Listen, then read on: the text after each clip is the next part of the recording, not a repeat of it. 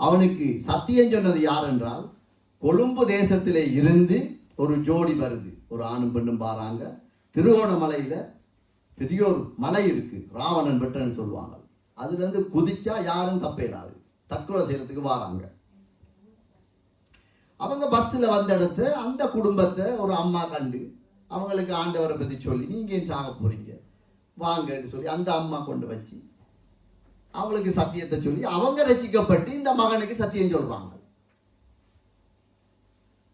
அப்ப இவருக்கு பயம். இப்ப என்னன்னு சொன்னால், இவர் ரோமன் கத்தோலிக்கத்துல உருவாக்கப்பட்ட ஒரு பிள்ளை, கோயில்ல மணி அடித்தவர், பீடங்களை ஆயத்தப்படுத்துகிறவர், ஒஸ்தி வைனெல்லாம் இவர் தான் வைப்பார். ஆனா அந்த பிள்ளை 15-16 வயசுல. அப்ப அந்த தேவ பக்தியும் கொஞ்சம் இருக்கு, ஒரு பயம். இவருடைய நோக்கம் என்னன்னா, இந்த தரத்துல இருந்து வெளியே வந்துடும்.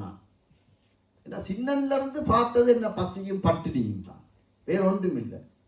இவருடைய கனவு முழுக்க என்ற சொந்த காசுல ஒரு ராத்த பானை வாங்கி தனியை சாப்பிடணும் என்ற அவருடைய நிலவாதான், அவருடைய தகுதிக்கேற்ற மாதிரி தான் அவருடைய எண்ணம் இருந்தது. ஒரு 5 முட்டையை வாங்கி தனியே சாப்பிடணும் அவிச்சு, அவதான் அவருக்கு பெரிய கோடீஸ்வரன் என்ற எண்ணம். அப்ப எப்படியாவது இதுல இருந்து நான் வெளியே வரணும் என்று சொல்லி அந்த பிள்ளை ஆண்டவருக்கு ஒப்பு கொடுக்குது. ஆண்டவர் உண்மை உள்ளவர், ஆண்டவர் மேல உண்மையிலே நான் பாசமா நடக்கணும்ன்றதுக்காக அல்ல, இந்த தரத்திலிருந்து வெளியே வரணும். விளையாட்டுத்தனமா போய் ஞானஸ்தானம் எடுத்து ஜெபிச்சு எல்லாம் நடந்தது. 3 வருஷம் அந்த மகன் ஆண்டவர் பயன்படுத்தினார்.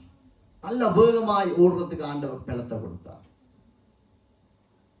திடீரென்று எவ்வளவு வேகமாய் ஓடினானோ அவ்வளவு வேகமாய் அந்த பிள்ளை, வாலிப பிள்ளை கீழே விழுறத்தக்கதாக சம்பவங்கள் நடந்தது. அது எப்படிப்பட்ட சம்பவம் என்றால், அவனுடைய தகப்பன் தன்னுடைய 30வது வயதுல, பிள்ளைக்கு 3 வருட நிறைவில்லை, தகப்பனுக்கு 30வது வயது சரியா, அவன் எப்படி தற்கொலை செய்து மறித்தானோ அதே சந்தர்ப்பம், அதே பாவம், அதே மன அழுத்தம்